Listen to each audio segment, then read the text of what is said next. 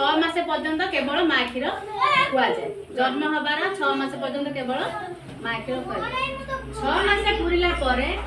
माँ क्षीर छुआ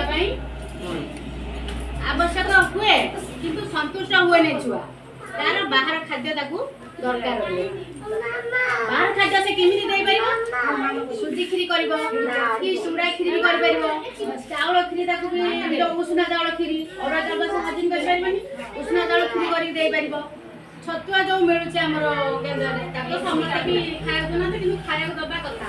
तो समस्त अगर कोन भाबी खाया गले सेता से नहीं सरकार गोटे अन्नप्राशन व्यवस्था कर माँ मैंने जानवे छुआ समय खाए केमी खीरी खाए खाए अर्ध कठिन माने से अधिक काटुआ कि पानिया छुआ जाकि हजम कर एपटे माँ क्षीर खाइला एपटे खीरी भी समय अनुसार खुआ से जीवन ज्योतिर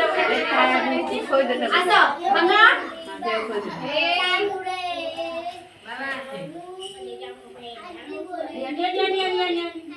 मिठा लगुनि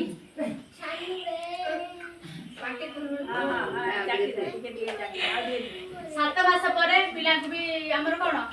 तार अमृतभंडा गाजर कदली ये सब सिझा करके अल्प चावल पकेब डाली भी पकेब तो खाଇବା अभ्यास कले आमे कोन हमको समय अभाव जे ग्राइंडर करे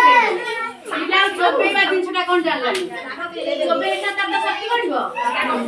हम ना किमिति के झग के पी देबो त पेट हम काम करबो हला खीरी खाला फटाटा करबो